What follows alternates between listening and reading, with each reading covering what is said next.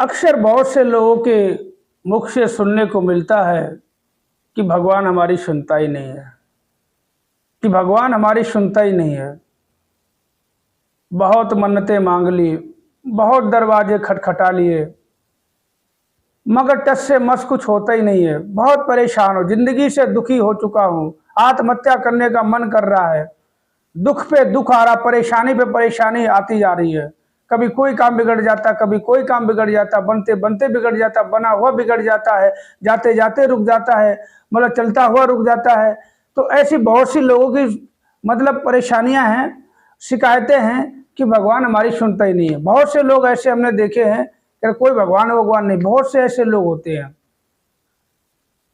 ये शिकवे गिले अक्सर लोग बहुत से लोगों के मुख से सुनने को मिलता है। और बहुत से लोग ऐसे हैं कि परमात्मा को कोई मानते ही नहीं है, बिल्कुल वैल्यू नहीं, कोई 1% उनको वैल्यू नहीं देते कि भगवान है भी। मगर अगर भगवान नहीं है तो हम कहाँ से हैं? हमारा वजूद ही उससे है, हमारा वजूद ही परमात्मा से है। अगर परमात्मा नहीं तो हम सब कहाँ से हैं? ये सृष्टि खत्म हो जाएगी कि परमात्मा एक सेकंड के लिए परमात्मा अपने आप को अपनी पलक झपका लेता है तो पूरी सृष्टि खत्म हो जाएगी। तो ऐसे लोगों के लिए बहुत ही एक ऐसी कहानी, आपको एक ऐसी सच्ची सुच्ची कहते सुनोगे तो कहते क्या क्या बताऊं आपको कि हाँ वास्तव में लगेगा कि हाँ विश्वास ही परमात्मा है, विश्वास ही परमात्मा है। और कैसा विश्वास होना चाहिए? अगर विश्वास हमारा अटल है तो आपका काम भी अटल है, वो कोई रोक नहीं सकता, होके ही रहेगा, चाहे कोई समस्या कितनी भी बड़ी हो। तो जो भी वीडियो देख रहा है पहली बार, चैनल को सब्सक्राइब जरूर करें, लाइक करें, कमेंट करके जरूर बताएं तो वीडियो कैसा लगा हमें जरूर बताना। ज़्यादा समय ना खर्च करते हुए आपको शुरू करके बताते कहानी, बड़े ध्यान से सुनना, एक एक शब्द सुनने लायक है।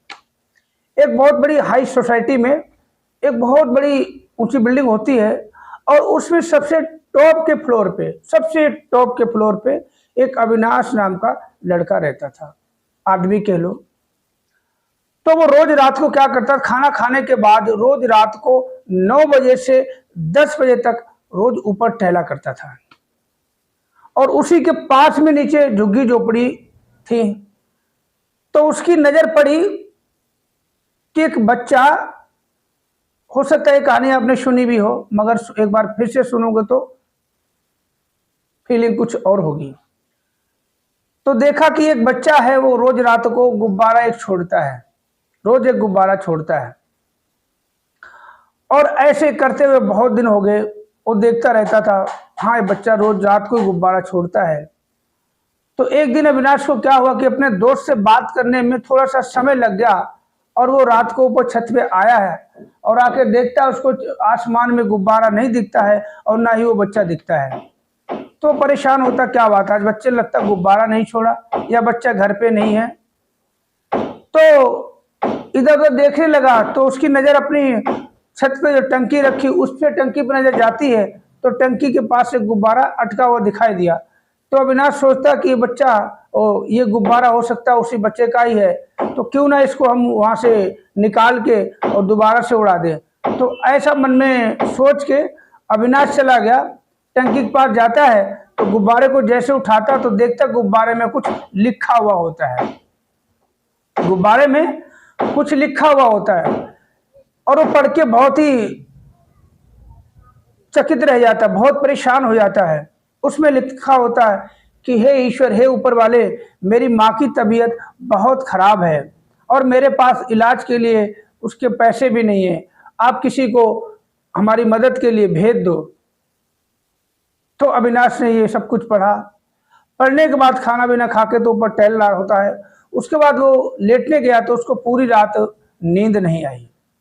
जब अविनाश को पूरी रात नींद नहीं आई तो वो सुबह जाता है, उस बच्चे से मिलता है और देखता है कि वास्तव में उसकी माँ की तबीयत बहुत ही खराब होती है और बच्चा वहां बैठा मिलता है। तो अविनाश कुछ नहीं पूछता, सबसे पहले यही पूछता कि एक बात बताओ बेटा, आप ये रोज गुब्बारे रात को ही क्यों छोड़ते हो? रोज आप गुब्बारे क्यों छोड़ते हो? बोला, मैं गुब्बारे इसलिए छोड़ता हूं कि एक हमें दादाजी ने बताया था, भिखारी दादा ने, कि ऊपर वाला तुम्हारा मदद करेगा। बोलो कैसे? बोला एक दिन मैं आ रहा था घर की तरफ, तो एक भिखारी दादा हमें मिल गए। तो उन्होंने हमें रोक के बोला कि बेटा मेरी तबीयत खराब है, तो मैं भीख मांगने नहीं जा पा रहा हूँ और 2 दिन से भूखा भी हूँ, मुझे कुछ खिला दो। तो मैंने उस भिखारी दादा को खिलाया। तो खाना खाने के बाद भिखारी दादा ने कहा ऊपर वाला तुम्हारी मदद करेगा। बोला कैसे? बोला जिस तरह से मेरी मदद के लिए तुम्हें भेजा बेटा, ऐसे ही तुम्हारी मदद के लिए ऊपर वाला किसी ना किसी को जरूर भेजेगा। बोला वो ठीक है, मगर एक बात बताओ, तुम गुब्बारे रात को ही क्यों छोड़ते हो, दिन में क्यों नहीं छोड़ते?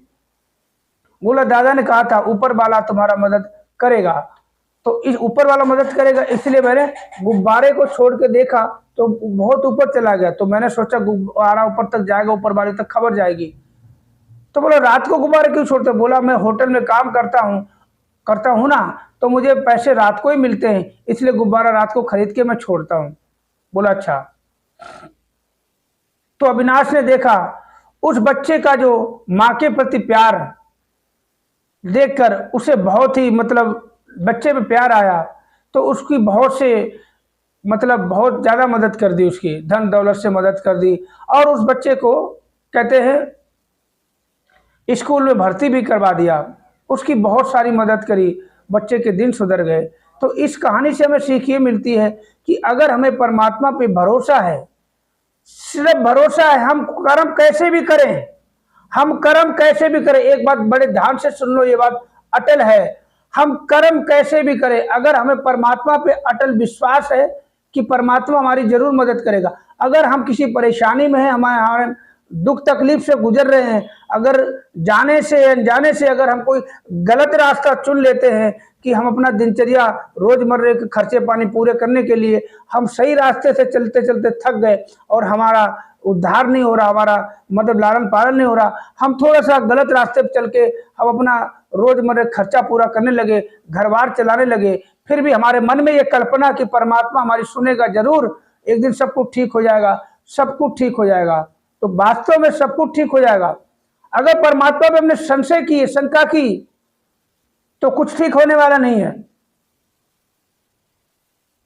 और आज के युग में देखो, आज इस घोर कलयुग में हमें कहते हैं कि सच्चे पातशाह सदगुरु माता जी सुदीक्षा जी महाराज इस निरंकार का साक्षात रूप है, इस सृष्टि के मालिक है, जो हमें बच्चों की भांति अपना आभास कराते हैं कि मैं तुम्हारे अंशंग हूँ, मैं तुम्हें हर वक्त देख रहा हूँ, तुम सोते हो तब भी मैं तुम्हारी रक्षा करता हूँ, हर चीज का। कहते परमात्मा हमें इतना प्रेम करता है, इतना प्रेम करता है, हमें वो अच्छे से अच्छा देने की कोशिश करता है, हमें हर हाल में खुश करने की कोशिश करता है। मगर एक हम हैं, अपनी मनमति के चक्कर में क्या करते हैं, हम अपना सब कुछ खराब कर लेते हैं। हमें थोड़ा धैर्य रखना चाहिए। कहावत है ना कि परमात्मा घर देर है अंधेर नहीं। वास्तव में थोड़ा समय जरूर लगता है, क्योंकि हमारे कहते कोई भी होते हमारे भरोसे की परीक्षा होती है। कहते ऊपर वाला जब भी देता छप्पर फाड़ के। और वास्तव में कि कितनी भी एक कंगाली में जी रहे हो, अगर कोई भी आपका काम है, सिर्फ भरोसा रखो, हमें पूरा विश्वास है इस सदगुरु सच्चे पातशाह पे। हे दातार, जो भी आने वाला समय है तेरा है, आज का जो समय दिया है तूने दिया है, और जो जैसा समय बीत गया है तेरी इच्छा से बीता है। हर तेरी रजा में रहा हूँ मैं। जिस हाल में तूने रखा, तूने दिन में नौकरी कराई दिन में की, रात में कराई रात में कर, जैसे तूने भटकाया भटका हो, जो ले लिया तूने लिया है, और जो तू देगा वो भी तू ही देगा। जो चला गया है वो तेरे पास है। हम तो यही सोचते हैं दातार, जो मेरा चला गया छिन गया है वो तूने अपने पास सुरक्षित रखा, क्योंकि आप जानते हैं इस बच्चे को संभालना नहीं आता है, इससे ले लो, किसी तरह ले लो, हम अपने पास तूने रखा हुआ है। हे दातार, मैं अपनी बता रहा हूँ, मेरा बहुत कुछ छिन गया, चला गया, मुझे पता है, कईयों को नहीं पता, इसलिए कह रहा हूँ। विश्वास इतना है कि हम तो ये बोलते हैं कि राम बन के इसने दिया और श्याम बन के इसने ले लिया, और घनश्याम बन के ये 10-20 गुना हमें जरूरत पे दे भी देगा। हमें यही विश्वास है, ऐसा ही विश्वास बना रहना चाहिए कि दातार निरंकार सच्चे पातशाह हमें हरदम हर हाल में खुश रखना चाहता है। हर हाल में अगर हमें लगता है हमारा बच्चा इसे ठेस खा जाएगा, वो चीज़ हम छीन लेते हैं। सोचते हैं कि बच्चा ऐसे मांगने पे देगा नहीं, समझाने पे समझेगा नहीं, इसको ज़बरदस्ती किसी से ऐसा ये चीज़ हथिया लो, किसी और से छिनवा के रख लो, ताकि इसको पता ना चले, इसे लगे कि उसने छीना है, हमारे पास है, जब ज़रूरत होगी तब हम इसको और बढ़ चढ़ के दे देंगे। यही परमात्मा करता हमारे साथ में।